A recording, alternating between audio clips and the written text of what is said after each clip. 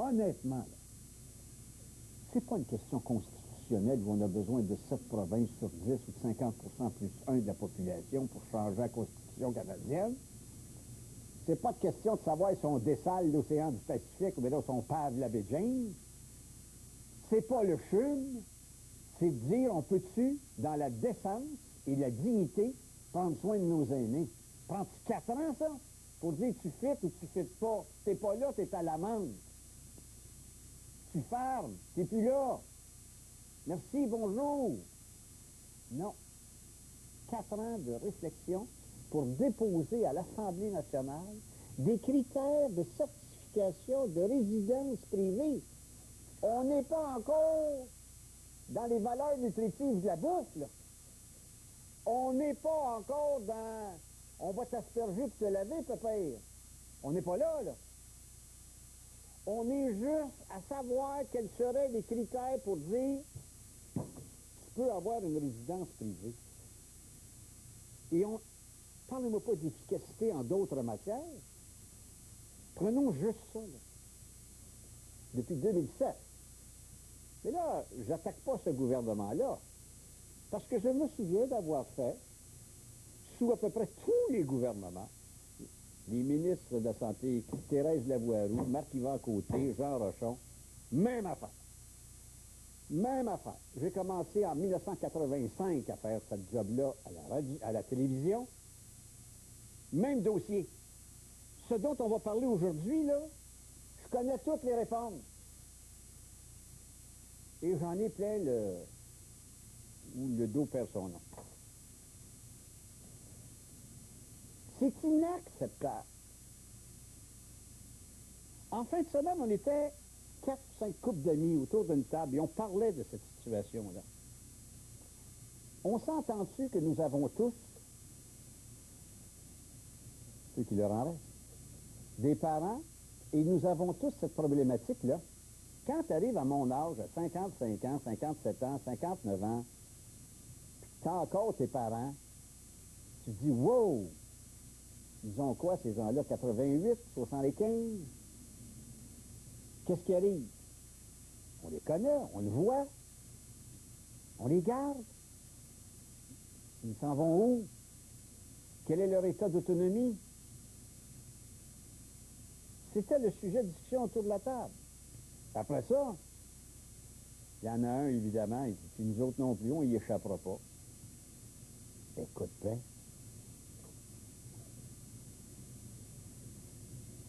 Thérèse Lavoie-Roux a été ministre de la Santé dans les années 80. Rochon dans les années 90. Marc-Yvan Côté dans le même temps.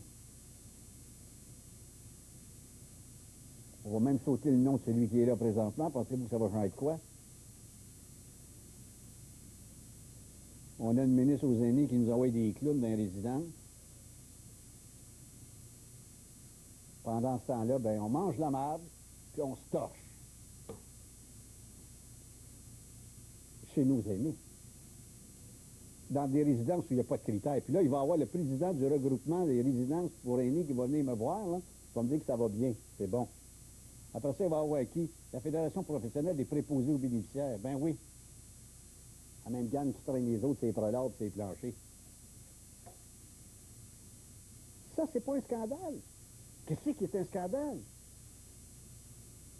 Après ça, on regarde des films, puis on dit, oh, c'est écœurant, ce qui s'est passé. Tu sais comment est-ce que ces gens-là...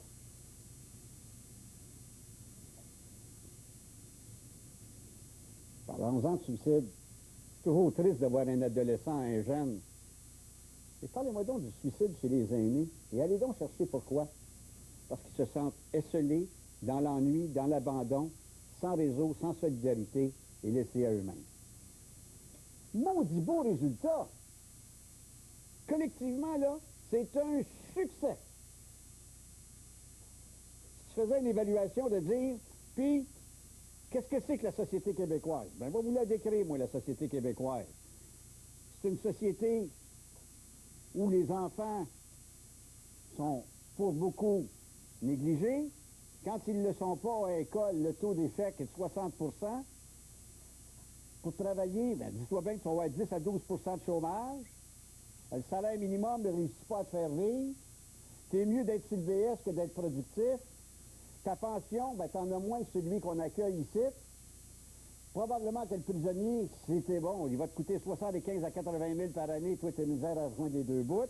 Puis si jamais un bout tu vieillis, ben, on va te placer. Puis tant mieux si tu peux t'enfarger. Bienvenue chez nous. C'est assez extraordinaire. Négatif, vous dites? Arrêtez ça, là. Pas tout.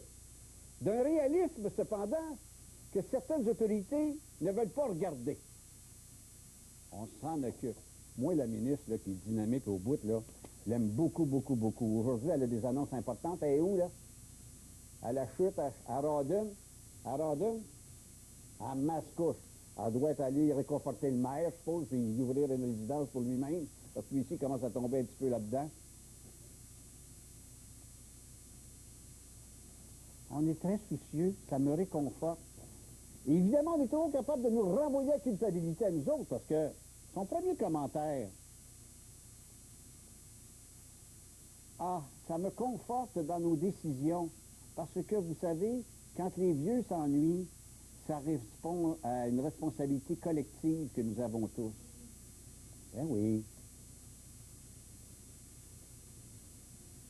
Mais quand on paye pour avoir des soins minimum, on pourrait-tu? Et là, je ne veux aucun commentaire. Faites ce que vous voulez. Oui, il y a des endroits qui sont corrects. Ben oui, ben oui, ben oui, ben oui, ben oui, ben oui, ben oui, ben oui. Ben oui. Il y a des soldats qui ne meurent pas. On peut-tu parler de la guerre? C'est dégueulasse. J'en ai pas de mots. Je vous dis, je viens émotivement ébranlé quand je vois. Je suis content que, quand tu es rendu que tu es content que ton père et ta mère soient morts, pas des maudites farces. Moi, je regarde ça, là. C'est pas compliqué. Mon père s'est marié à 37 ans. Ma mère à 30 ans. Ça veut dire que ma mère, elle aurait très exactement 89 ans aujourd'hui. Imaginons qu'elle ne soit pas en forme comme son fils. Je pense à ça, que je regarde ça, je dis, on va aller faire un tour au cimetière de Côte-des-Neiges, il me semble qu'ils sont bien. Quand tu regardes l'avenir comme ça, c'est pas drôle. C'est pas drôle. Tu dis, moi, je vis dans une société où j'espère qu'au prix que je paye et que mes aïeux ont payé pour bâtir ce pays, qu'au terme de leur vie, ils peuvent savoir là, de paix. Là, j'ai parlé en vrai québécois, et tous les silences, vous mettez les mots que vous savez que j'ai voulu dire. On va s'arrêter vraiment. Bon, comme dit ma feuille, en plus, ça va-tu bien? On vient de suite.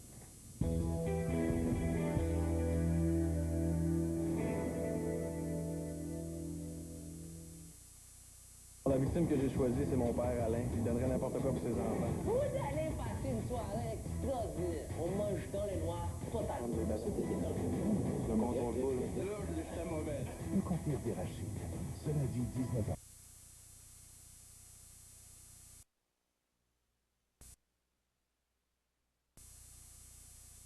Ça a été dangereux, mais ça a été stoppé devant le filet. Contre-attaque de Montréal. On est en descente. À la ligne adverse. Marcy rate le disque. Johannis. Terre. Ça revient à Lessard. Lessard, territoire adverse. Un cirque est bloqué devant lui. On remet vers Thibault. Ça passe dans l'enclave. Dury veut pousser le disque le long de la clôture. Et Johannis veut dégager, mais là, on entend le sifflet. Pour près de 700 000 de remboursement non justifié de la part de Lise Thibault pendant son mandat de lieutenant-gouverneur, donc de 1997 à 2007. Et sur ce montant de 700 000 Jean-Luc, on ne sait pas encore combien de ce montant-là fait l'objet d'accusations devant le juge Michel Auger ce matin. On a demandé une ordonnance de non-publication. D'entrée de jeu, Maître Michel Mascotte, donc l'avocat de Mme Lise Thibault, d'entrée de jeu a demandé une ordonnance de non-publication. Ça se comprend un peu aussi. C'est à peu près, je dirais, la procédure normale. On en aurait donc pour plusieurs jours de cette enquête préliminaire de Lise Thibault. Mme Thibault avait donc fait des remboursements, avait réclamé des remboursements non justifiés, selon le gouvernement du Québec également, là, non justifiés, entre autres pour elle-même, pour sa famille, des dépenses de restaurant, des dépenses pour sa résidence, des dépenses également pour le ski, le golf, etc. Alors, c'est cette enquête préliminaire qui mènera peut-être dans un procès ultérieurement, il faudra voir. L'avez-vous vu? L'avez-vous vu? Était-elle affligée? Était-elle encore dans la dignité à laquelle elle nous a habitués par le passé? Elle reste la dame digne, vous avez raison, Jean-Luc, elle reste la dame digne, mais bien sûr, je ne peux pas dire qu'elle avait un sourire sur les lèvres ce matin à son entrée au palais de justice. On lui a demandé d'ailleurs si elle se sentait triste d'être ici et elle n'a fait aucun commentaire, probablement d'ailleurs à la demande de son avocat. Alors oui, elle est obligée d'assister à son enquête préliminaire, elle est présente au palais de justice dans la salle, ici au 4e étage, et là on a demandé une suspension. On est en train de mettre les choses en place, mettre la table finalement. Peut-être vous rappeler aussi, Jean-Luc, que le gouvernement du Québec a une cause civile contre Mme Thibault. Ben oui. Ouais, voilà, 92 000 qu'on réclame du côté du gouvernement pour des remboursements, là, des pièces non justifiées de remboursement. Alors, on est loin du 700 000 là, que les deux vérificateurs avaient trouvé pour la cause civile. Et on dit que la cause civile, Jean-Luc, sera entendue après la cause criminelle. On préférait régler cette partie-ci avant d'aller réclamer au civil auprès de Mme Lise Thibault. Alors, écoutez, essentiellement, c'est à peu près ça qui se passe ce matin au Palais de justice. Jean-Luc, bien sûr, qu'avec une ordonnance de non-publication, ça nous limite un peu dans ce qu'on peut vous rapporter. Mais quand même, merci beaucoup. Suivez ça. Et s'il y a des développements, vous nous le dites, Robert. Merci bien. Je vous en prie. On va aller dans nos studios de Sherbrooke pour comprendre ce qui se passe là, parce que Maître Jean-Pierre Rancourt, criminaliste, va nous expliquer cette procédure de l'enquête préliminaire. Mais l'enquête préliminaire, c'est généralement, Maître Rancourt, pour savoir s'il y a matière à procès, mais dans son cas, il y a eu pré-enquête, il y a des accusations, donc il y a matière à procès. Oui, c'est à peu près le même fardeau de preuve que la pré-enquête, sauf que l'enquête préliminaire, vous savez, M. Mongrain, ça achève. Je pense que dans les années à venir, le gouvernement va abolir ça parce que à l'époque, ça existait parce qu'on n'avait pas, nous, en défense, la communication complète de la preuve. Depuis plusieurs années, la Cour suprême a décidé que la Couronne doit donner à la défense toute la preuve avant procès. Mais aujourd'hui, l'enquête préliminaire, ça sert à la défense à préparer un peu son procès et à voir comment les témoins vont réagir dans la boîte des témoins. Le juge, à l'enquête préliminaire, n'a pas à décider de la culpabilité de quelqu'un. Il s'agit d'une preuve, ce qu'on appelle, nous, dans notre jargon, prima facie, c'est-à-dire un début de preuve, et le juge n'a pas à décider du bien fondé, par exemple, de cette preuve-là. Est-ce qu'elle est vraie, elle est fausse? S'il y a une preuve devant lui, je donne l'exemple, la jeune fille porte plainte pour une agression sexuelle, elle vient témoigner à l'enquête préliminaire, elle dit « j'ai été agressée ». Le juge n'a pas à décider si c'est vrai ou c'est faux. Elle l'a dit, c'est un début de preuve et on envoie l'individu subir son procès. Est-ce que, cependant, c'est là où on détermine si on va prendre un procès devant juge et jury, c'est-à-dire à partir de la preuve qu'on évalue quand on est en défense, on dit, bon, stratégiquement, est-ce qu'il est mieux pour moi d'être de juge seul ou juge et jury? C'est-tu là que l'avocat va prendre sa décision stratégique? Oui, exactement. On a une bonne idée avant, parce qu'on, comme je vous le disais, on a toute la preuve. Mais l'enquête préliminaire, par exemple, on va entendre des témoins et on va pouvoir décider à la fin avec l'accusé, parce qu'évidemment, c'est l'accusé qui prend la dernière décision suite à nos recommandations. Est-ce qu'on est mieux de faire ça devant un panel de jurés ou un juge seul? Et dans ce cas-là, vous savez, dans les cas de meurtre, on ne peut pas, ça se fait devant juré. Mais dans ces cas-là, l'accusé a le choix. Elle pourrait décider à la fin de l'enquête de subir un procès devant juge seul ou devant juré. Bon, là, il faut que vous m'aidiez dans ce dédale-là. Là, il y a eu des enquêteurs, puis des juristes comptables, puis ci, puis ça, puis ils ont fait une enquête. Là, ils ont dit, nous autres, il y a quelque chose de curieux. On embête ça au bureau du procureur. Le procureur dit, ah, mon Dieu, ça m'intéresse, là, il y a matière à enquête. On fait une pré-enquête après ça on fait une enquête préliminaire, puis après ça, on s'en va en procès. Il me semble que c'est beaucoup. Ouais, pré-enquête, c'était pas nécessaire dans ce cas-là, mais comme c'est une personne publique d'importance, c'était le lieutenant-gouverneur, on n'a pas pris de chance, on était plus prudent que pas assez. On a décidé de faire une pré-enquête pour qu'un juge, au lieu que ce soit un procureur de la Couronne, par exemple, qui signe une accusation, mais que ce soit un juge qui dise, ben oui, il y a matière à accusation. Et là, c'est le privilège de la défense d'avoir une enquête préliminaire. C'est pas la Couronne qui demande une enquête préliminaire dans ce dossier-ci, c'est la défense, et on s'en ira à procès, assurément, parce que, comme je vous disais, ça prend simplement un début de preuve pour que le juge la cite au procès. Donc, est-ce que le juge pourrait mettre un terme à l'enquête préliminaire? Parce que là, on parle de peut-être une dizaine de jours d'audience avec des témoins qui vont se succéder. En doute, moi, par boîte à bois, si une fille peut arriver et dire, moi, j'ai été agressé, le juge dit, garde, on arrête tout ça là, plutôt que de faire la procédurite, parce qu'il est à l'intérêt de la défense, en doute et moi, de reporter ça au calendrier grec le plus possible. Oui, mais vous avez raison, parce que souvent les juges disent, l'enquête préliminaire, c'est mon enquête. Je suis maître de l'enquête, et pour arrêter ça à tout moment, ils disent, j'ai assez de preuves pour vous citer à procès.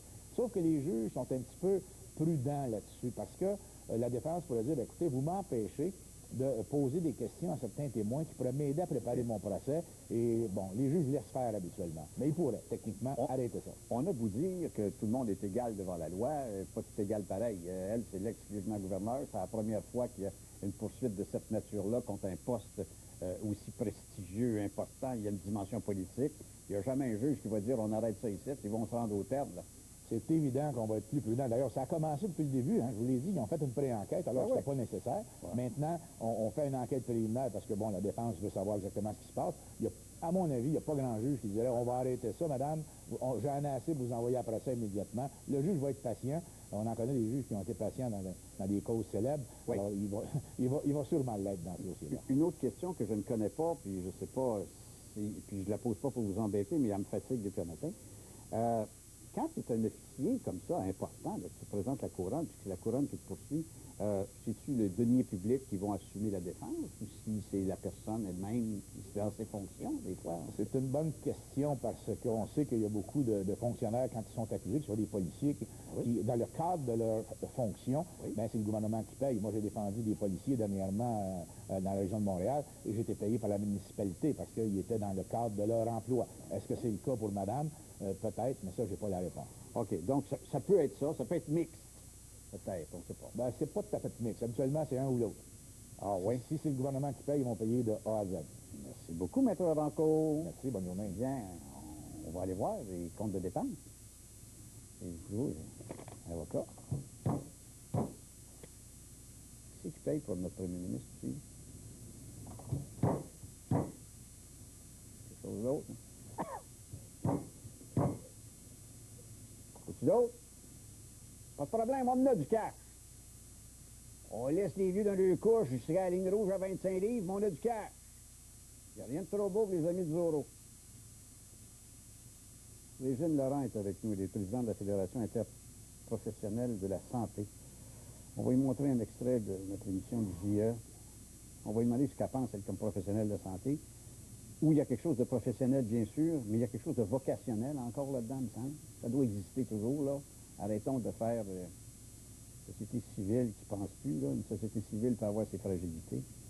Puis comment est-ce qu'on règle ça, cette affaire-là, pour éviter que tout le monde, son petit frère, aille exploiter les gens les plus fragiles d'entre nous? On revient tout de suite. Pour réagir, commenter, discuter avec Mongrain, vous pouvez accéder en tout temps à son blog à l'adresse suivante, mongrain.canoë.ca. Quand il y a une tempête dans un verre d'eau, avez-vous vraiment besoin de nous autres? Gus, service.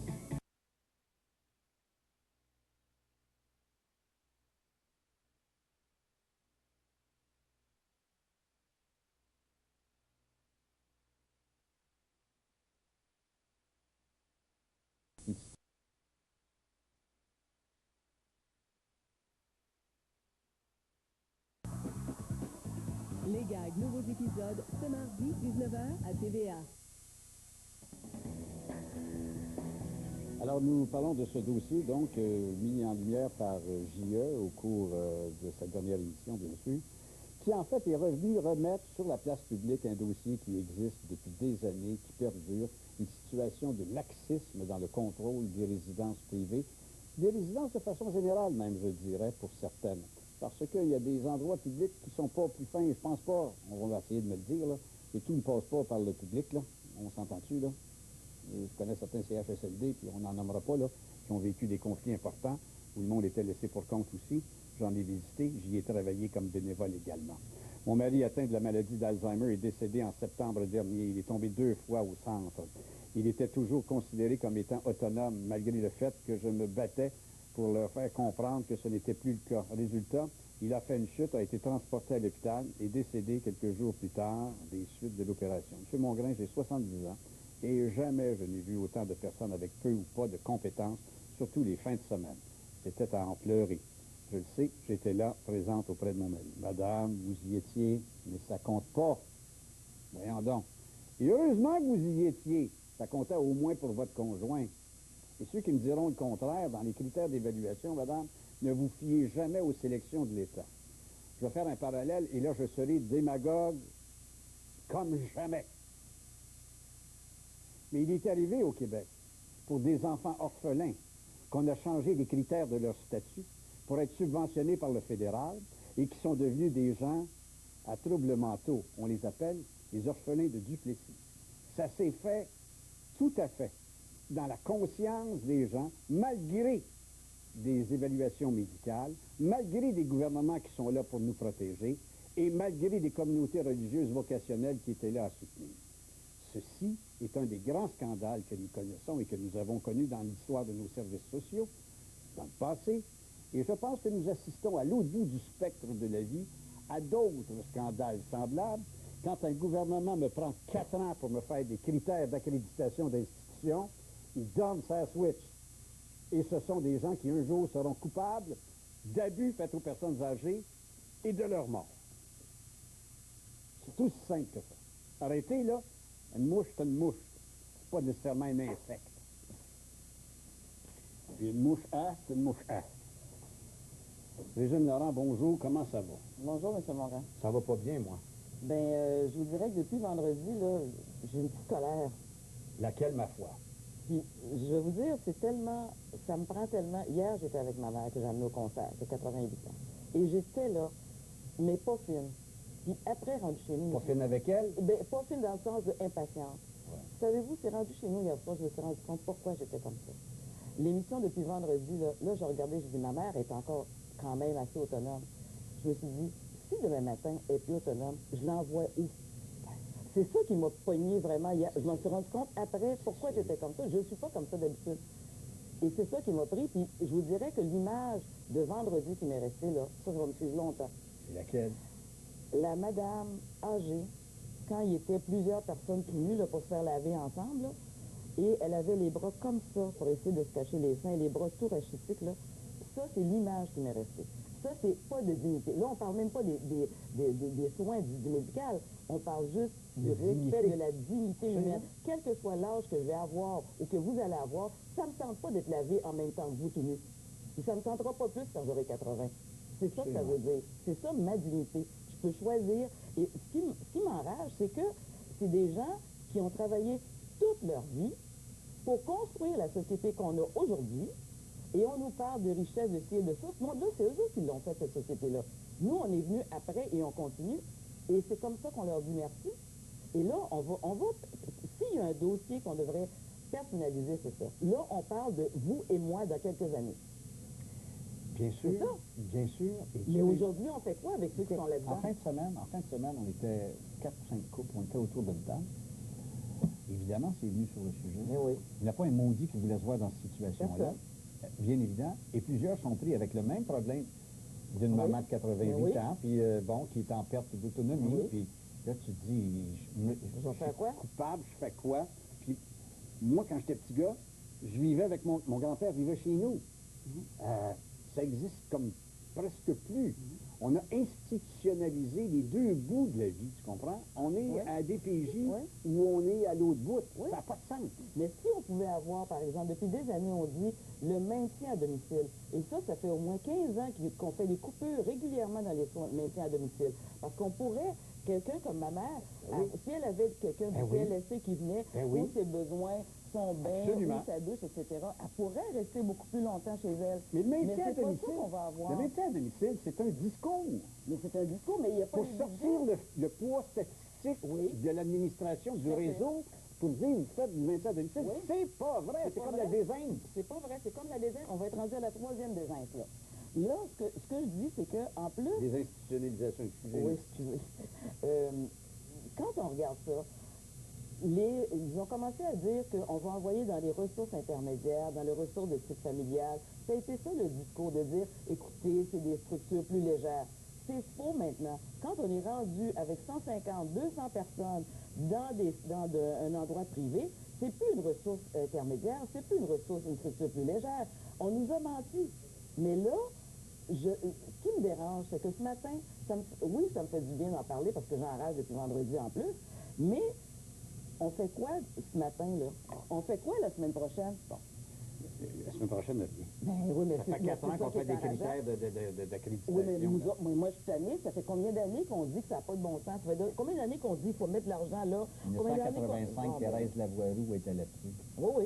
Puis en 95, c'était M. Rochon. Puis c'est que, à un moment donné, il faut arrêter les réformettes puis les réformes de ci puis de ça. On a ça. C'est quoi les besoins urgents, criants maintenant? Il faut croire que dans l'administration, les personnes âgées ne sont pas dans les besoins criants et maintenant. Bon, maintenant... C'est peut-être pas sexy d'en parler, là, mais c'est parce que c'est maintenant qu'on a besoin. Maintenant, Mme Laurent, vous avez le chapeau de la fille parce que vous avez la mère de 88, vous avez le chapeau de aussi... celle qui va vieillir. De celle qui va vieillir. C'est ça. Vous avez le chapeau de la présidente de la Fédération interprofessionnelle de la santé. Donc là, vous allez me dire, la solution passe par nous autres. La solution... Non. Il y a quelque chose, moi comme professionnel, je vous parle comme professionnel, je ne peux pas comprendre que les critères soient moindres ou soient différents quand on a soin de personnes âgées dans les résidences privées. Quand c'est du privé, pourquoi est-ce que les critères sont moindres? Par exemple, dans le public, et là, comme ça, pas l'histoire de la pénurie, ça ne tient pas debout. Parce qu'il y a une pénurie dans le réseau public, je suis bien placé pour le savoir. Cependant, les gens, quand ils arrivent à avoir des soins, les gens sont satisfaits des soins. Donc, ce n'est pas une question de pénurie. Ce qu'il faut savoir, c'est que comment ça se fait qu'on a laissé aller et qu'il y a une déréglementation pour dire que parce que c'est du privé, sous le couvert du fameux milieu de vie, tout le monde peut tout faire. C'est ça mon problème. Et en plus, ils ont créé les C3S. Faites attention parce qu'il ne faut pas être taxé de dire qu'il y en a des bons et qu'il y en a des mauvais. On le sait qu'il y en a qui c'est parfait. Oui, c'est pas ça, mais... À 2800 par mois, là, c'est parfait. Oui, mais il y en a combien? Puis 2800, là, maintenant, là, c'est pas dans les plus chers. Là. Donc, ce qu'on dit, comment ça se fait que maintenant, les C3S, qui sont responsables sur leur territoire des ressources intermédiaires, dont des personnes âgées, entre autres, ils n'ont pas de monde pour envoyer faire ou de la formation, ou bien on coupe dans la formation, ou bien on coupe dans ces professionnels-là qui devraient aller faire une surveillance parce que le C3S est responsable du territoire, sur son territoire, des personnes âgées. Mais si on prenait, mettons qu'on prend une politique et qu'on dit, bon, très bien, alors on organise les soins de maintien à domicile et ou les soins à résidence privée. Est-ce que vous auriez objection, vous, à y participer comme professionnel de santé? Mais on y est déjà. Oui, mais je comprends, mais au privé, vous perdriez des infirmières. Non, mais ça n'a pas rapport. On y est déjà. Un C3S est responsable sur son territoire, y compris du privé. Quand je vous parle de ressources intermédiaires, c'est du privé. Quand je vous parle de ressources familiales, ce sont nos infirmières et nos infirmières auxiliaires qui vont dispenser les soins. Mais ils coupent dans les budgets. Au lieu d'y aller 3 fois semaine, ils vont 1 fois ou 2 semaines. Par rapport à ça, on se dit, garde, c'est privé, on y va, mais on peut y aller peut-être moins. Mais non, c'est pas ça. C'est que nous, les professionnels, nous disent, je sais qu'il faut que j'y aille. Je sais que je veux y aller, mais j'ai pas de budget, j'ai pas de monde. Non, c'est qu'ils me disent, non, ton budget pour ça, il est coupé de moitié. C'est terminé. Il est coupé de moitié. Fait que si tu y allais tu vas y aller 1 fois ou 2 semaines, au lieu de 3 fois. Alors vous, votre éclairage sur cette question-là, vous dites, il y aurait la possibilité, il manque de budget pour envoyer des gens compétents dans ces endroits-là, et c'est l'État lui-même, par le biais de ses CSF, qui est pris à gérer les coupures dans le budget. Mais la deuxième partie, ça appartient aussi aux résidences privées. Ben, c'est ce que parce je me disais, les préposés, par exemple, il me semble qu'on n'est pas en grosse pénurie de préposés bénéficiaires. Alors, au lieu d'avoir un préposé pour 42 patients, il me semble qu'il y a un ratio un peu plus normal. Et là, on pourrait au moins donner des bains, donner à manger de façon plus humaine à ces personnes-là. Des soins donnés par des bénévoles, comment vous trouvez ça? C'est épouvantable. C'est épouvantable. À notre grand étonnement, notre collaboratrice, qui ne possède aucune formation, effectue des tâches qui devraient normalement lui être interdites, comme les toilettes partielles.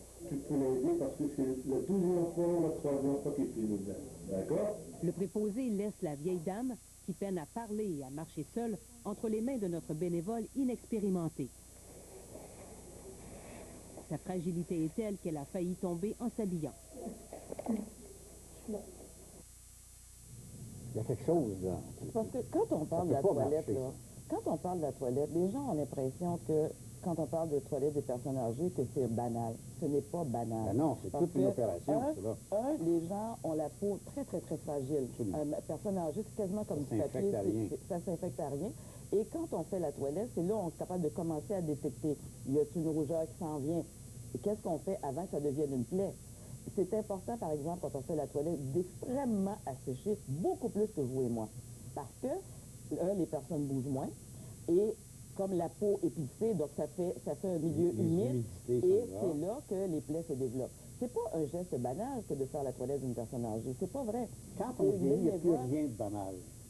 Je suis d'accord avec vous. Il n'y a plus rien de banal. Nous autres, on fait ça, j'irais dire en pause, je partirais à courant, je reviendrais, puis on continuerait, personne ne s'en est aperçu. Tout à fait. C'est vrai. Mais l'autre, c'est une opération de 20 minutes, là. Oui, tout à fait. Mais une partie de l'émission où j'ai vu le monsieur qui était soi-disant sous la douche, mais on dit on lave la tête, il est sous le bras. Parce que le restant, on fait quoi avec? Il va être lavé quand?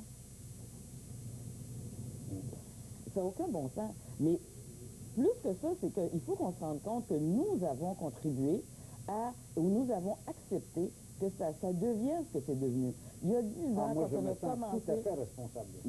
C'est mon Pas coupable, mais responsable. Responsable, parce qu'à un moment donné, il faut dire c'est assez. À un moment donné, il faut dire ça suffit. Il faut dire qu'on arrête les choix qu'on fait d'investissement. Il faut dire que oui, on veut qu'on investisse chez les personnes âgées. Et j'entendais la ministre déléguée aux services sociaux qui disait qu'elle va envoyer plus de monde pour voir l'agrément. Ça fait 4 ans qu'il nous parle de l'agrément sur papier. Il y a combien de résidences qui ont été visitées? Et là, parlez-moi pas des visites où les visites sont annoncées 3 semaines avant.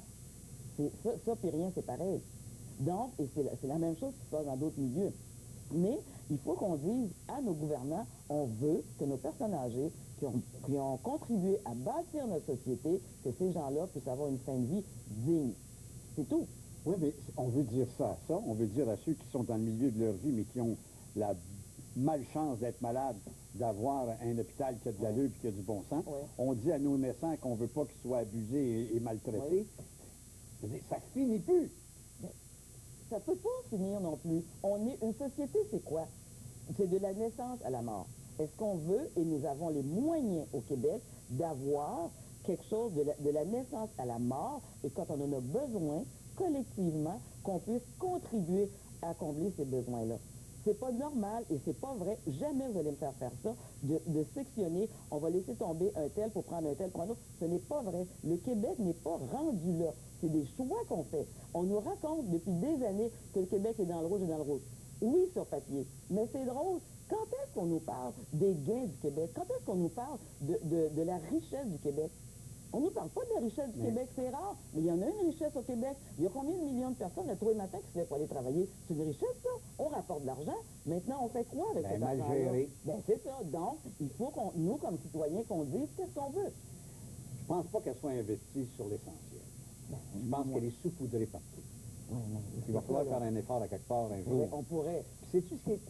Savez-vous ce qui est le pire? C'est que... Non, on ne sera pas dans le même foyer. C'est qu'on s'en va là. Oui. Ça, c'est l'autre. Oui. Puis qu'à la limite, on est en train de se dire, c'est peut-être nous qui allons faire assez de force pour le régler. De sorte qu'on est les bébés boomers qui auront fait en sorte qu'on va s'arranger pour s'en sortir encore une fois. Oui, mais on ne peut pas attendre. On ne peut pas attendre que vous puis moi, on soit plus autonomes. Ça ne devra pas tarder. Oui, mais il va arriver quoi en attendant avec ce monde-là? Le monde qu'on a vu dans votre reportage vendredi, ils font quoi ce matin? Ils vont être lavés comment cette semaine? Ils vont-ils encore avoir un bain aux 10 jours? C'est quoi qui va arriver? Ils sont condamnés. Ben oui, mais c'est épouvantable. Ils sont condamnés. Mais j'accepte pas ça, mais vous me demandez la réponse, je vous le dis. Ben oui, mais c'est épouvantable. Pensez-vous que Mme Blais va régler ça cette semaine? Elle ne peut pas envoyer des clowns faire ça? Non, mais pompez-moi pas sur les clowns. Mais je vous dis qu'il y a une urgence d'agir. Et c'est dans notre mentalité comme citoyen qu'il faut changer ça. L'urgence n'est pas juste à l'endroit qui s'appelle l'urgence dans un hôpital. Ça, ce qui se passe là, c'est une urgence collective et sociale. Absolument. Il faut agir maintenant. On ne peut pas attendre qu'il y ait des inspecteurs et des agréments dans un an. Il y a quelques crises nationales dans notre société. Il y a une crise nationale de l'éducation et il y a une crise nationale de nos services sociaux. Tout à fait. Pas rien que dans la santé, tu comprends, les services sociaux. Tout à fait. Alors, je pointe le DPJ là-dedans, je pointe les CSS, je pointe les CHSLD. Oui, tout à fait. Pendant ce temps-là, les gaz de schiste, peut-être qu'il y a de l'avenir. Non, mais ça, c'est de la distraction. C'est de la distraction. Je ne comprends pas qu'on ne soit pas, ce matin, en train de nous dire, nos gouvernements, le ministère de la Santé et lundi, mardi, mercredi. Voilà ce qui se passe. Lundi, mardi, mercredi, voilà comment ça va se passer pour qu'à la fin de la semaine, que ce soit Il y a un corrigé. plan. Il y a un plan de quelque chose. Ça doit se faire, C'est ça, vous avez juste fait le vaccin? Ben, il me semble que oui. Il me semble que oui. Merci beaucoup, Régine Laurent, présidente de la Fédération interprofessionnelle de la santé. Quel Merci. conseil vous avez été voir? Merci, puis je m'excuse, j'ai levé le ton. là, Non, je suis c'est pas désolée. regarde, on a-tu le droit de s'indigner encore une fois, s'il vous plaît? Et quel conseil vous avez été voir? C'était un concert à l'Oratoire Saint-Joseph hier pour ramasser des fonds pour reconstruire une école en Haïti, l'école du Sacré-Cœur. Alors c'était bondé, puis là, je suis allée chercher ma mère pour l'amener là parce qu'elle a enseigné pendant de nombreuses années. Alors, craquez-moi pas, là, je suis en train de baisser le ton. Voilà, non? C'est la plaie, je pense que c'est les 7 plaies d'Égypte qui doivent être la Ramassé dans le main. C'est ça. Merci beaucoup, Régine Laurent. On retourne, M. Yves Desjardins, président du regroupement québécois des résidences pour aînés.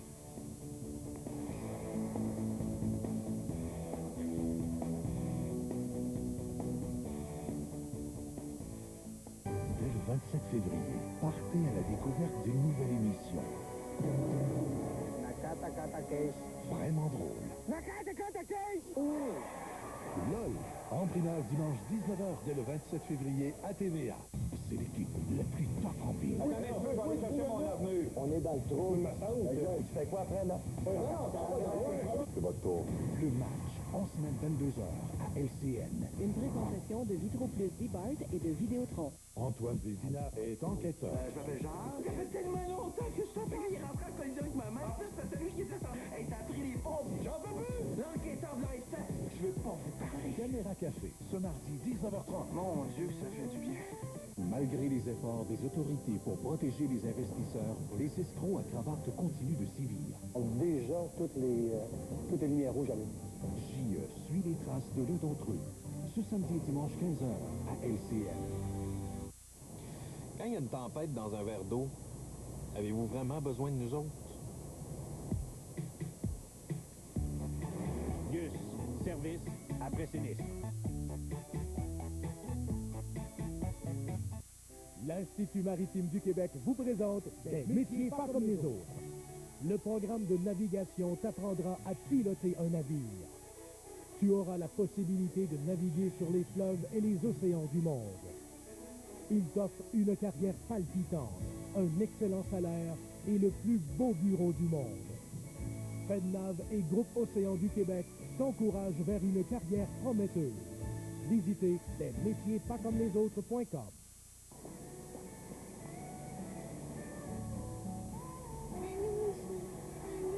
Avant d'en arriver là.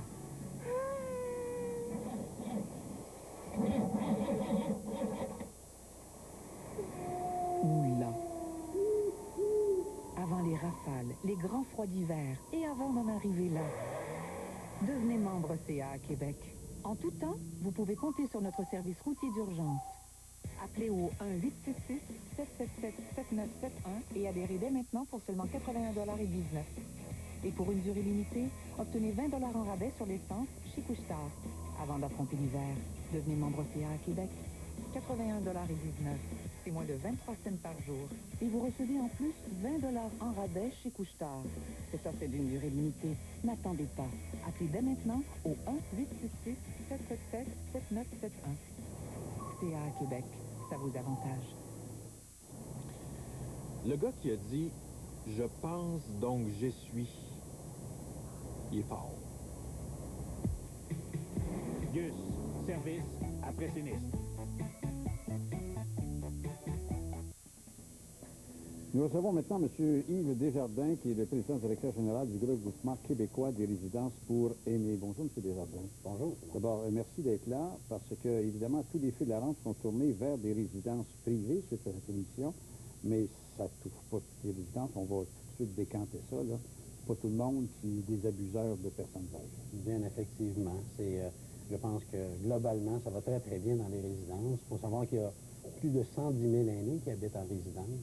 Et les images qu'on a vues, je vous dirais, premièrement, on ne sait pas si c'est vraiment des résidences parce qu'il y a des différences aussi dans les types d'établissements, mais c'est certainement pas le reflet du secteur d'activité. Et ils peuvent ou pas être membres de votre association, ça non plus, vous ne le savez pas parce qu'on ne dévoile pas du tout. Et voilà. Alors, on a 600 résidences qui sont membres de l'association sur 2250 résidences au Québec. Ça vaut-tu de la grosse qui fait des annonces à la petite? qu'on sait qui est dans le quartier. Effectivement, il y a ce qu'on appelle les 10 et moins. Ils sont 700 au Québec, résidences de très petites résidences, puis on a effectivement des édifices où il y a 400-500 unités. On s'en va tous en vieillissant, le business est bonne. Comme les frais funéraires, on n'arrête pas de mourir.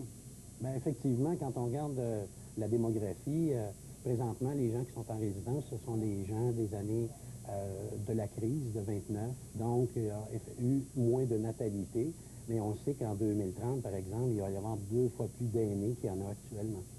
Donc, le marché est bon. C'est en évolution, effectivement. Alors, quand on parle de privé, on parle de business. Forcément. Donc, le commerce du vieillage, c'est pas mauvais. Bien, je vous dirais qu'actuellement, c'est plus difficile. C'est une industrie qui est à se consolider également parce que il y a 15 ans, il n'y avait pas 50 000 personnes qui étaient en résidence. Et là, il y en a au-dessus de 110 000. Alors, ça a doublé en 15 ans. C'est une légende urbaine, mais dont la tarification par acte, c'est quelque chose qui, par service. Moi, j'ai vu des gens, on m'a dit, des gens qui payaient, je sais pas moi, 5$ pour prendre l'ascenseur dans la résidence.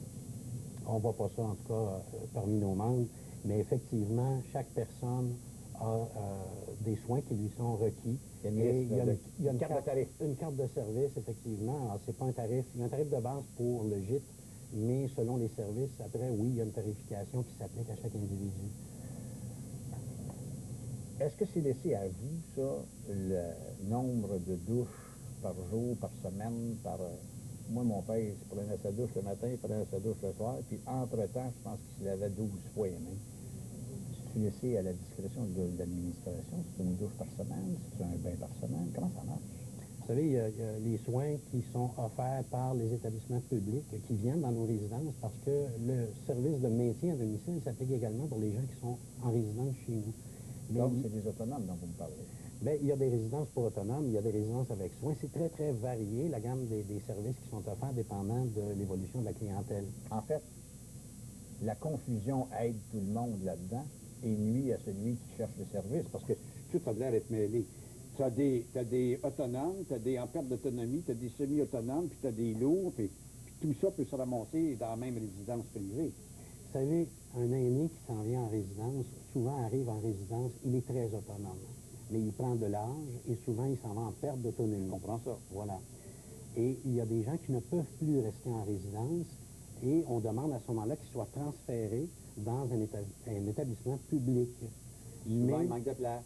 Il manque de place. Les temps d'attente, M. Mongrain, se situent entre 16 mois et 2 ans. Alors qu'en Ontario, il y a 115 jours d'attente pour avoir une place dans le système public. Alors, les résidences sont obligées de pallier par ce manque de place-là en offrant des services et en adaptant aussi la gamme de services. La maltraitance, la négligence et la dignité. Inadmissible. Je peux vous dire, M. Mongrain, et c'est important, puis j'apprécie que vous me donniez l'occasion de le faire parce qu'il faut... D'abord, on ne peut pas tolérer ça. L'association, on ne tolère pas ça et on travaille avec le gouvernement pour dénoncer tous ces gestes envers les aînés qui sont incorrects. Vous allez m'expliquer quelque chose. On dit du privé qu'il y a une de ses qualités, le privé, c'est l'efficacité. Absolument. Expliquez-moi comment ça se fait que ça fait 20 ans que moi, je regarde ça puis ça n'a pas changé. Comment ça se fait? Moi, je vous dirais que c'est plutôt, ça a beaucoup évolué. Il y a 15 ans, M. Mongrain, pour ouvrir une résidence... On n'aurait pas des reportages encore de monde qui attendent, qui se font doucher, qui disent « Ah ouais, peut-être, tu passes par là. » Ah, effectivement, il y a des cas, puis ça, là, on ne peut pas tolérer ça, je vous l'ai dit, c'est inadmissible. Et si on savait où c'était, je peux vous dire qu'en tout cas, on travaille avec le gouvernement pour trouver ces gens-là ou ces cas-là et les enlever, parce qu'ils n'ont pas d'affaires dans ce secteur-là. Quand on s'occupe des aînés, c'est une industrie qui est très particulière. On ne fait pas de la conserve, là. On est dans le soin, on est dans l'accompagnement, on est dans le milieu de vie pour des aînés. J'aurais aimé mieux que vous parliez de service que d'industrie, mais on est dans l'industrie, c'est vrai, parce que ça a l'air à poser comme des cannes dans des endroits. Dites-moi là, comment ça se fait que les accréditations, ça fait depuis 2007 qu'on essaye de les faire, puis on n'a pas fait le tour de ça? Vous n'êtes pas là-dedans, vous n'êtes pas impliqué là-dedans? Oui, il y a... go! Il y a la certification qui a été mise en place. Je peux vous dire qu'on n'a pas fait tout ce qu'il fallait avant de la mettre en place. Alors là, on est à faire des ajustements. Il y a 192 résidences sur 2250 qui ne sont pas certifiées. Et tout simplement parce qu'on est à s'ajuster avec des nombreux services d'incendie pour la façon dont on applique les choses. savez, il y a des places qui ont eu des exercices d'évacuation où on a blessé des aînés. Oui. Il ne faut pas les blesser pour leur montrer qu'on peut leur sauver la vie. Alors, on est à ajuster les façons de faire selon, parce qu'il y a 750 services d'incendie au Québec. On travaille avec l'Association des chefs en sécurité incendie pour régler des façons uniformes de faire les choses. À quel rythme? 2007, on est rendu en 11. Il y avait beaucoup de choses à régler qui n'ont pas été faites au départ, donc il a fallu travailler par la suite pour corriger et améliorer la situation. C'est pas des accréditations de complaisance, là? La certification regroupe 26 critères. C'est normatif, mais c'est quand même quelque chose de très, très sérieux auquel on croit et on adhère. Et je vous dirais que parmi ça, il y a la formation du personnel. Et, un par combien? Un membre de personnel par combien de résidents? Les ratios ne sont pas établis parce que l'offre de service, comme je vous disais tantôt, dépend beaucoup des résidents qui sont dans la résidence ici. Entre vous puis moi, par boîte à bois, là, un attelage à chien, là, il y en a 8, l'attelage. Il a reçu pas pire. Un traîneau, tel poids, ça prend tant de chiens pour tirer, on le sait.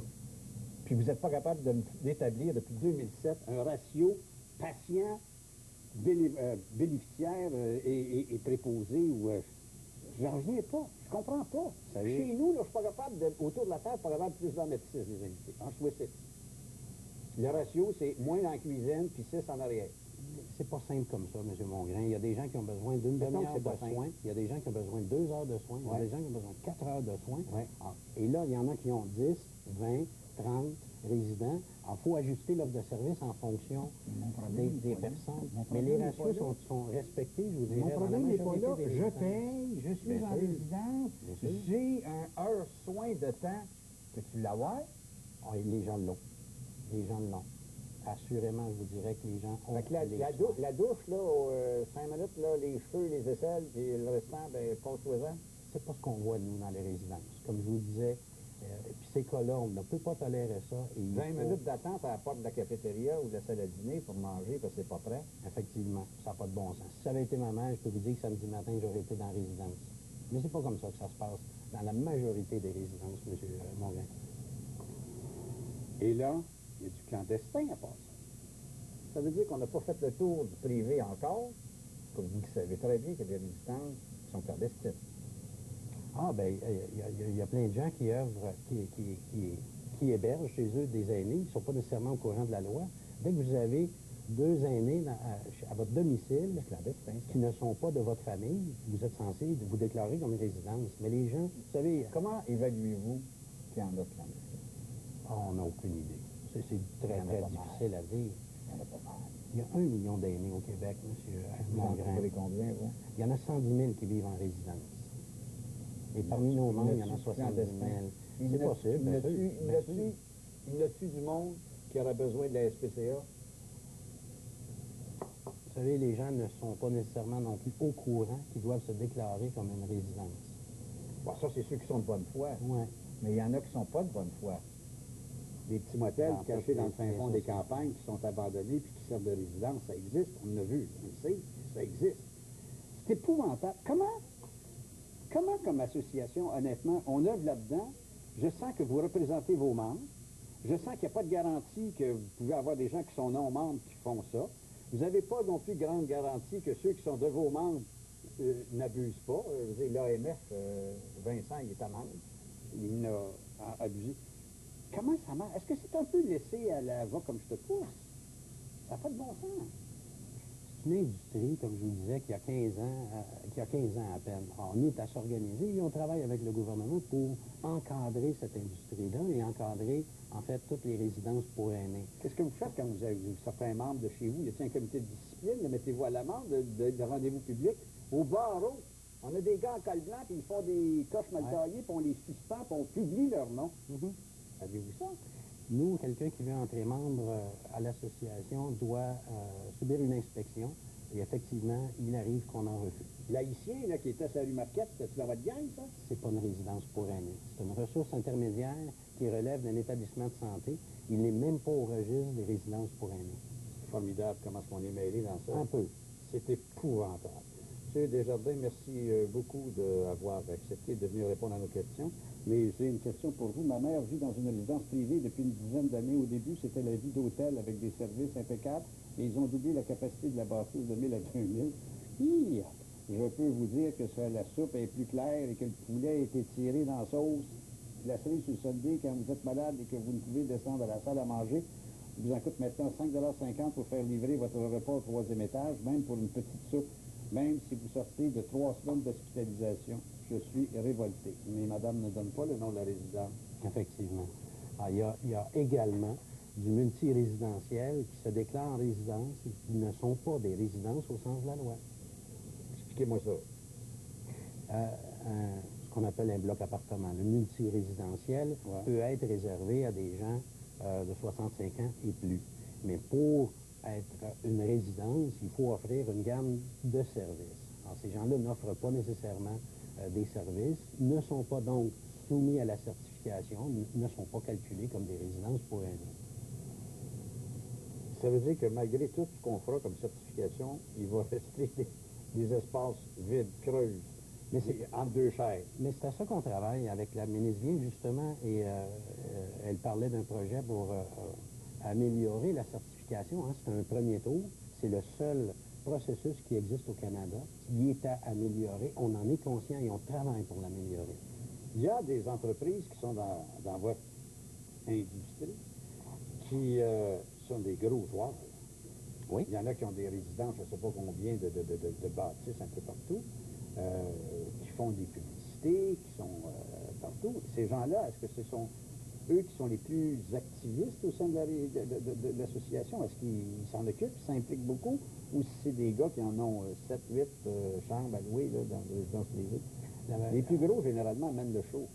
Et je vous dirais, on a 600 résidences qui sont membres sur 2200, mais en termes d'unité, on représente 65 % du marché. Fait qu'effectivement, il y a plus de grandes résidences qui sont membres chez nous que de très petites. Donc, c'est ceux où on a moins de chances d'avoir des troubles. Les plus petites, c'est des ressources moins faciles à vivre. Mais, vous savez, il faut laisser le choix également aux aînés. Il y en a qui préfèrent avoir un milieu qui est de type plus familial, en petite résidence. D'autres préfèrent des résidences avec plus de gens à l'intérieur, donc plus d'activités, et ainsi de suite. En tout cas, montrer des dents un peu, puis nettoyer le marché. On s'y affaire, M. Mongrain. Je peux vous dire que c'est mon travail, c'est mon quotidien. Merci beaucoup, M. Desjardins. Merci à vous. Retour à la pause, la Fédération professionnelle des préposés aux bénéficiaires. Michel Lemelin est avec nous. Merci, M. Desjardins.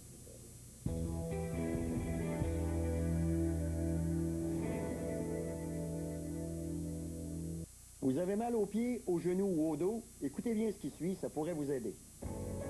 La douleur vous empêche de marcher, de courir.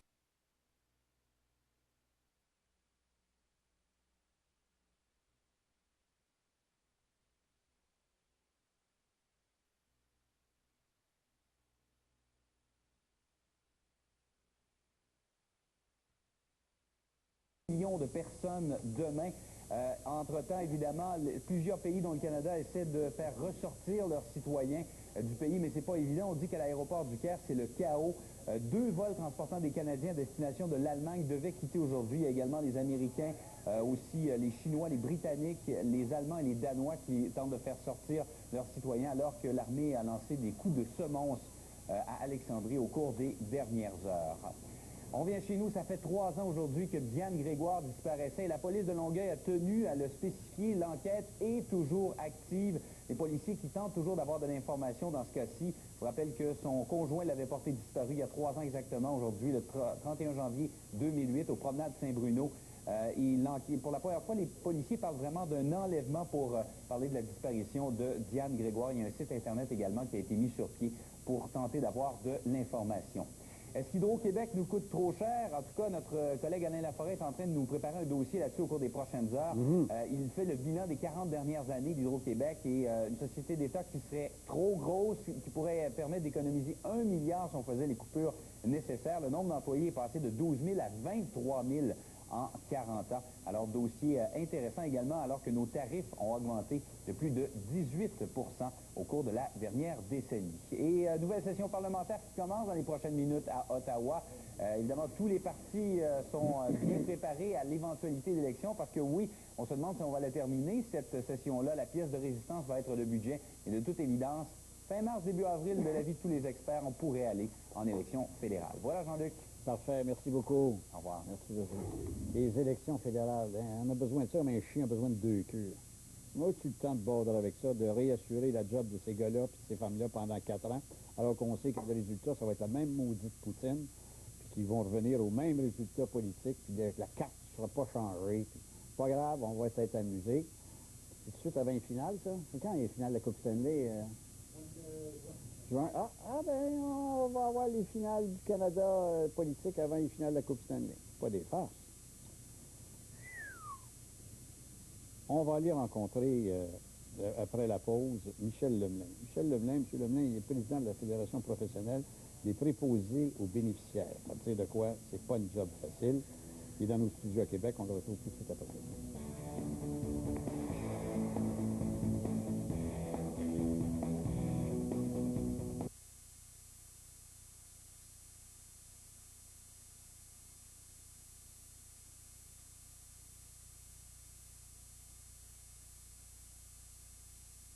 Alors, écoutez, les images que je viens de voir, c'est certainement pas les critères professionnels avec lesquels vous voulez être reconnu comme un ordre.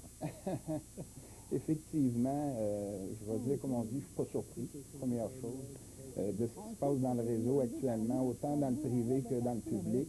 Il y a des problématiques qui sont flagrantes, des problématiques qui perdurent depuis des années, et on sait que le ministère de la Santé, on leur a fait des approches, et on leur a dit qu'est-ce qu'il en était, mais on fait beaucoup la sourde oreille, n'est-ce pas? Pourquoi? Pourquoi? Vous savez, les préposés aux bénéficiaires, c'est une formation qui n'est pas, comme on pourrait dire, reconnue actuellement professionnellement. Deuxièmement, au Québec, la formation est de différents degrés. Que l'on parle de 3 semaines de formation, ça peut aller jusqu'à 1 mois. Et selon les critères établis par le ministère de l'Éducation, la meilleure formation, c'est 750 heures. Mais, monsieur, honnêtement, là, ça prend pas des mois ça prend pas un cours classique non plus, puis faire une maîtrise, puis un doctorat pour s'apercevoir que tu vides pas une poubelle souillée dans le fond de douche, puis de ramasser ça à la main, puis de mettre le vieux là, puis de l'arroser sur la tête en dessous des aisselles, puis de dire merci beaucoup, next. Effectivement. Ça appartient pas à la formation, ça appartient au bon sens. Ben moi, j'ai toujours dit que une fois qu'on a la formation donnée, c'est le gros bon sens qui prédomine dans tout ça. Quand j'ai vu les images comme vous d'une préposée qui a vidé la poubelle dans une douche, première chose, j'aurais transféré le tout dans la toilette au lieu de la douche. Et deuxièmement, je m'aurais lavé les mains immédiatement, changement de gants, pour aller à la suite des choses. Bon, regardez bien là, on va se dire les choses comme elles sont. Moi, toutes les fois qu'il y a, mettons, il y a des problèmes de relations de travail entre l'État et ses employés, je vous donne l'éducation, les professeurs sortent, dénoncent des choses. Quand il y a des problèmes dans les relations de travail entre le monde de la santé, comme les infirmières, ils sortent, ils dénoncent des choses. Quand les médecins ont des problèmes avec leur enveloppe de rétribution salariale, ils sortent et ils dénoncent des choses. Tout le monde sort, dénonce des choses. Vous autres, je n'ai jamais entendu dire c'est écœurant de la façon et la pression que nous vivons. C'est écœurant, il faut attendre, on se met à être seul pour fournir le pablum à 6 qui sont dans leur chaise un côté de l'autre. Où c'est que vous êtes? Bien, comme je vous dis, M. Mongrain, c'est vrai. Effectivement, on est méconnu au Québec. Je vous ferai savoir que la Fédération, en 2008, a voulu publiciser notre organisation professionnelle à travers tout le réseau.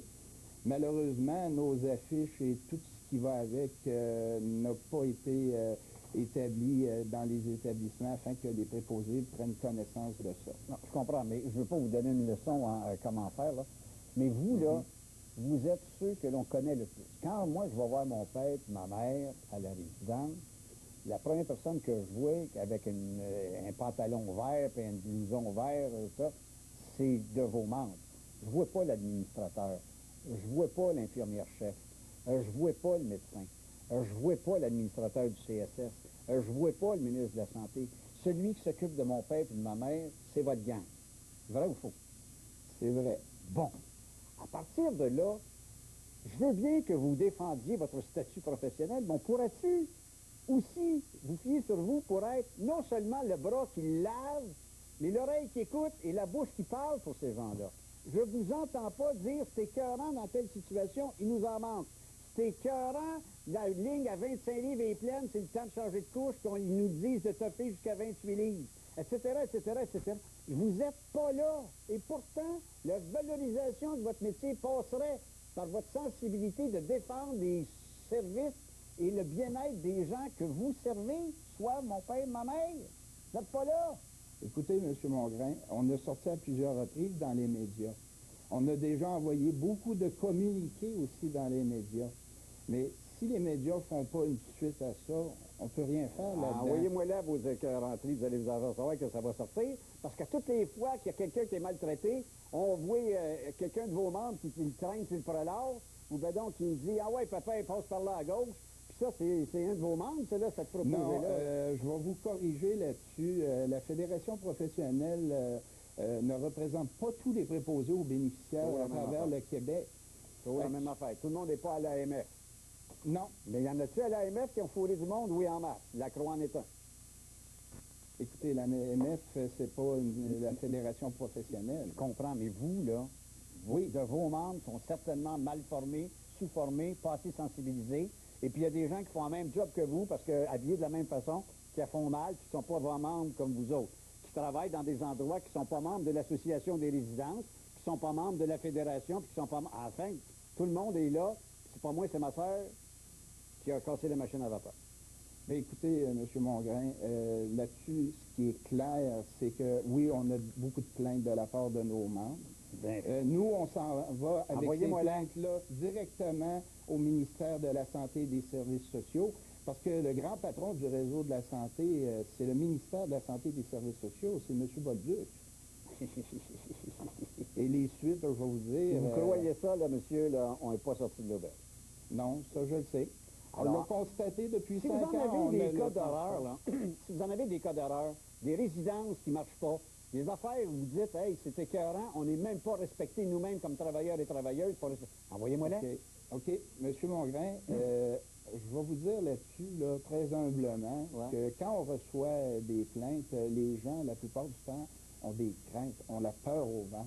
Quand on veut avoir, oui, de nos membres, et aussi des non-membres, là. Il y a beaucoup de non-membres qui nous appellent, qui nous fait un portrait classique dans les établissements privés, aussi des établissements publics. Écoutez bien, et à ce moment-là, quand on leur demande, OK, avez-vous des preuves de ça? Est-ce qu'on peut dénoncer ces choses-là? Les gens disent, mon nom, il ne faut pas qu'il apparaisse, il ne faut pas que vous allez de l'avant avec ça, parce que sinon on va savoir c'est moi.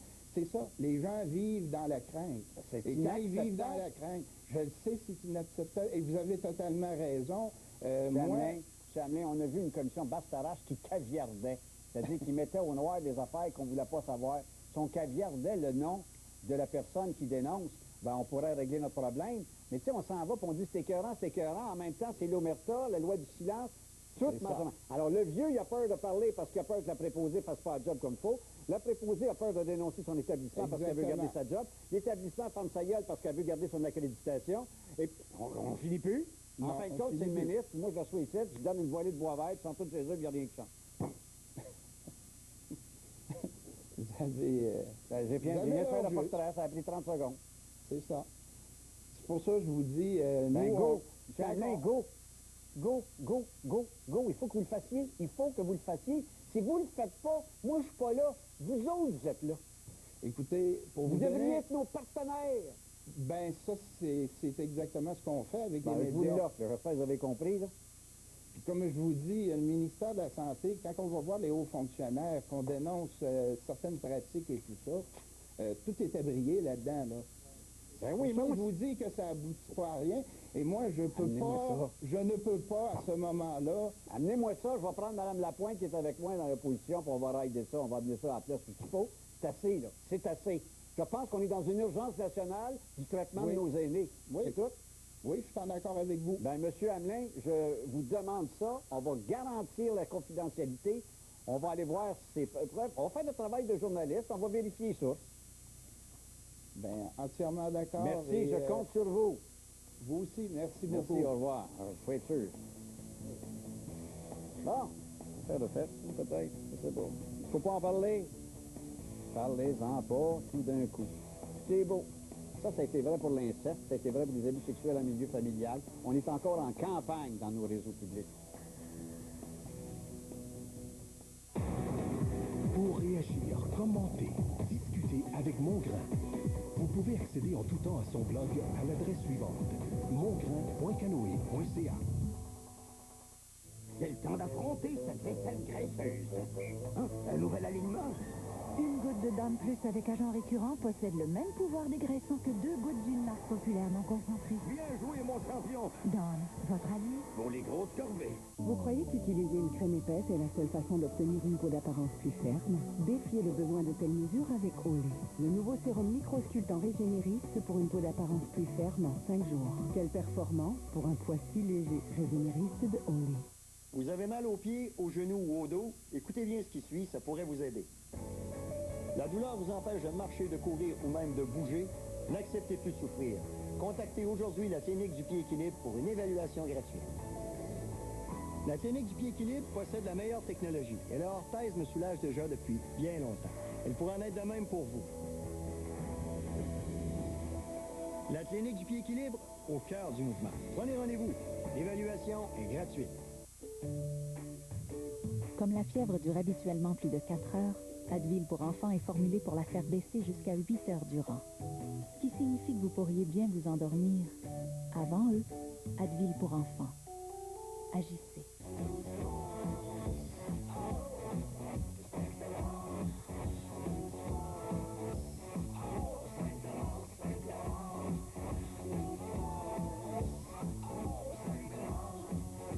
La promotion 12 pouces 5 $, tout le monde la fête dans les restaurants Subway. Choisissez l'un des 5 généreux sandwichs de 12 pouces du menu classique pour seulement 5 $ chacun. 12 pouces, 5 $. Subway, pensez frais, mangez frais.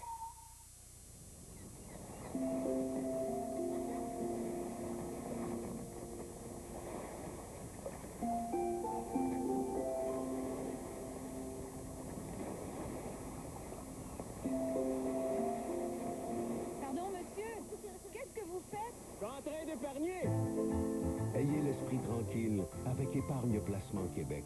Votre REER garanti à 100%.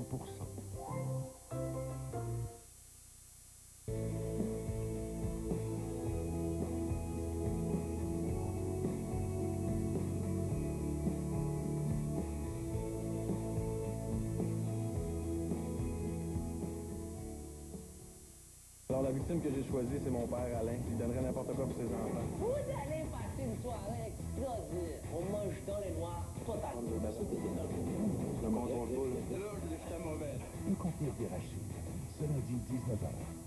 Dans leur sport, ils étaient champions. Maintenant, ils devront relever un nouveau défi. Nos 10 athlètes sont sur la corde raide.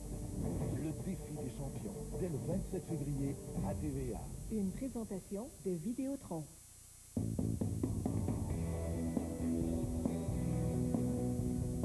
Madame Lisette Lapointe est avec nous. Elle est députée de Crémazie et porte-parole pour l'opposition péquiste en matière des aînés et des soins des services sociaux. Madame Lapointe, merci d'être là. Ben, merci à vous, M. Le reportage de JE, donc, de vendredi, a ramené évidemment à la surface des dossiers que vous connaissez déjà depuis longue date et que vous avez participé à dénoncer pendant de nombreuses années. Ben oui, écoutez, parlons simplement de la journaliste qui se fait embaucher, enfin, qu'on accepte comme bénévole et à qui on demande de poser des gestes qui ne sont pas de son ressort, de ses compétences. Rappelons-nous, il y a 2 ans, la journaliste de la presse, la jeune Ariane Lacourcière, s'était engagée dans des résidences privées et c'est là où tout a commencé. Elle a fait des reportages et ensuite, bien, on sait la suite, là, JE, enquête, la facture. Ce qui se passe pour nos aînés, là, c'est triste. à pleurer. Puis, je vous le dis, là, je ne sais pas comment on va faire pour changer cette situation-là, parce que là, le gouvernement, puis je ne veux pas jouer la partisanerie, on parle des aînés, là, mais il a décidé à un moment donné que les CHSLD, là, c'était plus bon, ça coûtait cher. Et puis, allons donc donner les soins à nos aînés, la sécurité de nos aînés au privé, à des résidences privées. Ça a essaimé d'une façon incroyable, à une vitesse folle. On sait que notre population vieillit. Il y en a 2200 environ au Québec. Il y a 100 000 personnes qui sont dans ces résidences-là. Elles ne sont pas toutes mauvaises. Elles ne sont pas toutes mauvaises, mais quand on dit là, que depuis 2 ans, il y a un décès par mois qui se produit dans une résidence. Qu'on peut attribuer à de la négligence. Oui. Vous savez, là, ça fait 2 ans, il y en a un par mois. Ça fait 2 ans que j'interviens à l'Assemblée nationale, que je demande, que je dénonce, que je demande au ministre Bolduc, à la ministre Marguerite Blais. Hein? Le premier ministre Charest a dit, on va avoir une ministre des aînés. Alors, Bolduc, Madame Marguerite, ensuite Lise Thériault, et maintenant c'est Madame Guin. Ça fait 2 ans qu'on pose les mêmes questions. Allez-vous déterminer un plan d'urgence pour régler cette situation-là? Mais est-ce qu'on a réussi à convaincre l'État ou se convaincre collectivement de prendre conscience que c'est une situation d'urgence nationale? Moi, je le considère comme le gouvernement ne bouge pas. Regardez, ça fait 2 ans qu'on nous dit qu'on va resserrer les règles de certification. C'est pas les resserrer, c'est les foutre à la poubelle puis recommencer à neuf et mettre des règles extrêmement sévères. C'est de dans un blitz, à part de ça. Dans un blitz. Et il faut faire un blitz de formation. Les gens rentrent dans les résidences privées, puis à part ça, il faut bien dire qu'ils rentrent plus vite que prévu, parce qu'on ne leur donne pas les soins et les services à domicile dont ils devraient, auxquels ils ont droit. Et entre vous et moi, c'est en ignorant, à part ça, le nombre de foyers clandestins. Il y a les privés qui s'accréditent, mais il y a des clandestins qui ne sont même pas reconnus. Oui, mais ça, il va y en avoir de moins en moins, parce que là, les gens peuvent dénoncer ça. Hein? Puis je pense qu'il y a beaucoup d'aînés qui se confient de plus en plus. Moi, j'ai beaucoup de téléphones, je suis sûre que vous en avez aussi. Bien sûr. On réfère beaucoup de dossiers à la protectrice du citoyen, qui fait un travail exceptionnel. On va s'arrêter pour une pause, puis je continue tout de suite après. Oui, d'accord.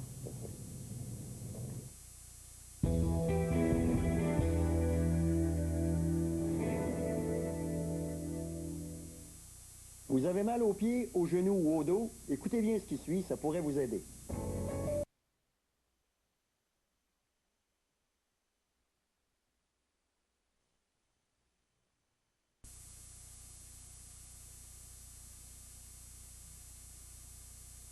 Dépensés qui entravent les employés plus que les aider. Donc, on reçoit les auteurs de l'étude et la question qu'on pose, c'est les unions, comme disait Yvon Deschamps.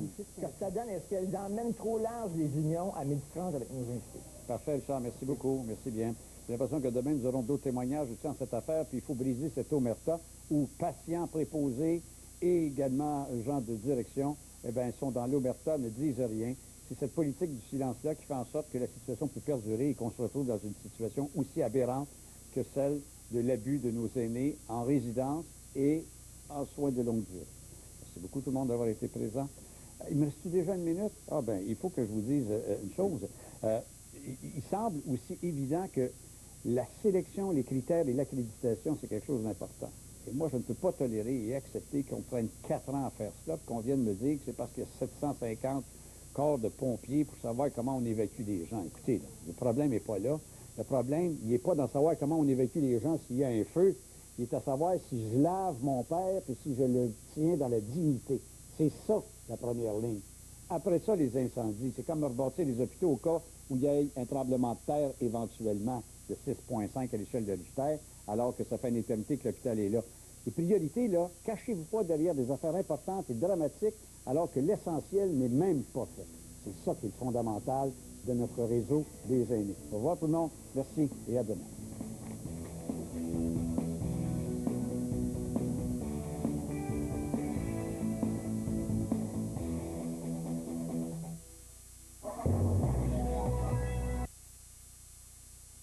Même.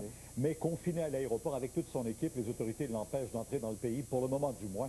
Alors, il y a des tractations qui se déroulent au cours des prochaines minutes ou les prochaines heures, mais on espère qu'il pourra aller faire son travail de journaliste avec son équipe là-bas. Mais pour l'instant, avec Sylvain Drapeau, on va voir, parce que dans la population, on ne décolère toujours pas à l'endroit de Moubarak, qu'on veut voir quitter le pouvoir.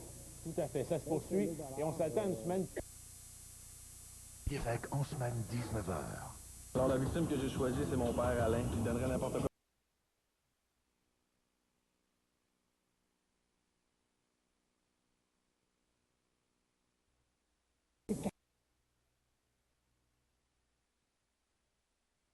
C'est la question qu'on vous pose aujourd'hui.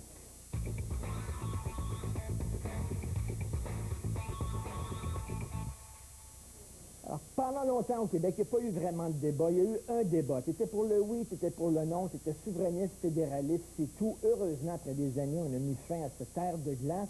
Et on se remet en question, puis c'est bon, c'est sain, une société qui se remet en question. Une société, c'est comme un couple. Si tu ne te remets pas en question, tu fonces vers un mur. Donc, et tout le monde y pense. Hein. On remet en question l'État en disant qu'il dépense mal notre argent public, l'organigramme est trop gros, il y a trop de fonctionnaires. On remet en question les entreprises privées qui certaines vont aux îles Caïmans, aux îles Mouk déposer leur argent, ne paient pas leur impôt, et ça se trouve que c'est la classe moyenne qui doit payer pour tout le monde. La classe moyenne dit « wow, on est vraiment étouffé ». Donc, on remet en question les entreprises. Et il faut remettre en question aussi le monde de fonctionnement des syndicats. Il n'y a personne qui peut échapper aux critiques et aux blâmes, et c'est correct. Alors, aujourd'hui, il y a une étude qui a été déposée, rendue publique par l'Institut économique de Montréal, qui fait des comparatifs. C'est-à-dire, on a comparé la façon dont les syndicats fonctionnent ici et en Australie, aux États-Unis, en Europe, etc. On fait des comparatifs, et l'Institut économique de Montréal nous dit que le modèle de syndicalisation au Québec ne tient plus la route, il est archaïque, il est dépassé, il doit être remis en question, et que peut-être les syndicats ont peut-être un peu trop de pouvoir, la façon dont les choses se passent aujourd'hui. Écoutez, c'est certain que vous allez réagir à ça. Et notre page Facebook, François Martineau, déjà, on a plusieurs commentaires. Vous pouvez aussi nous écrire au numéro qui apparaît à l'écran actuellement. Et pour nous en parler, nous avons les deux auteurs du rapport, Louis Fortin, qui est conseiller en relations industrielles agréées et chargé de cours à l'Université McGill, et Michel Kelly-Gagnon, qui est PDG de l'Institut économique de Montréal. Monsieur Kelly-Gagnon, vous savez, les gens vont dire l'Institut économique de Montréal, on les connaît. Ces gens-là, ils vont être contents seulement le jour où il n'y aura plus de syndicats au Québec. C'est vrai?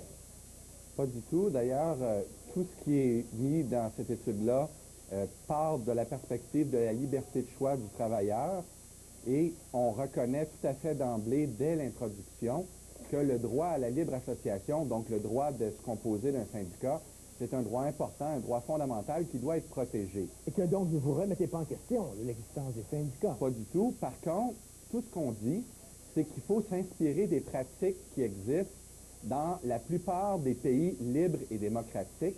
Et là, on prend comme point de comparaison les 47 pays du Conseil de l'Europe. On prend comme point de comparaison l'Australie, par exemple, pour reconnaître des choses aussi élémentaires que de dire, si vous travaillez dans une entreprise qui est syndiquée et vous faites le choix de ne pas joindre le syndicat, ben vous ne devriez pas perdre votre emploi sous ce prétexte-là, ce qu'on appelle dans le jargon, et mon collègue pourra compléter, le close shop.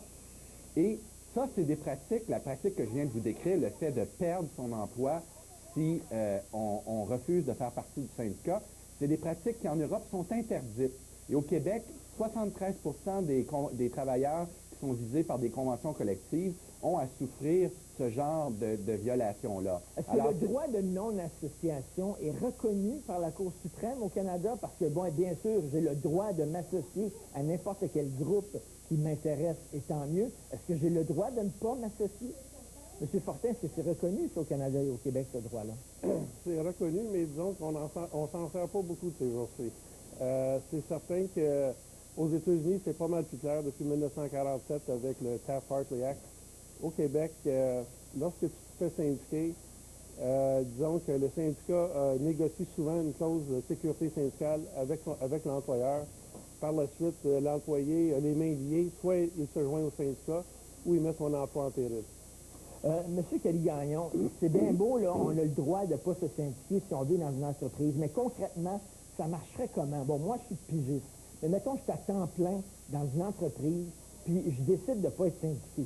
Là, le syndicat font des moyens de pression, obtiennent des droits et des avantages, puis là, moi, qui n'ont pas participé à leurs affaires, je vais obtenir les mêmes avantages pour lesquels ils se sont battus. Vous comprenez? Il y a des gens qui vont dire, ben là, coudonc, ça ne tient pas debout, cette affaire-là. Ça fonctionnerait comment, concrètement? Non, mais c'est pour ça que dans notre étude, on parle de l'importance de distinguer au niveau de la finalité de la cotisation, c'est-à-dire que, par exemple, je vous donne un exemple concret, il y a plusieurs pays européens où le travailleur qui doit payer sa cotisation syndicale, il n'est pas obligé d'être membre du syndicat, mais il doit payer sa cotisation syndicale pour le travail que le syndicat fait au niveau de la négociation des conditions de travail. Par contre, toujours pour reprendre l'exemple européen, on dit si le syndicat veut s'engager dans des activités politiques ou idéologiques, il peut le faire, mais à ce moment-là, le paiement de la cotisation, à ce moment-là, le travailleur ne peut pas être forcé de payer pour ça. Alors, pour aider vos auditeurs à comprendre de quoi je parle, imaginons que des syndicats québécois veulent appuyer, par exemple, Québec solidaire, le parti politique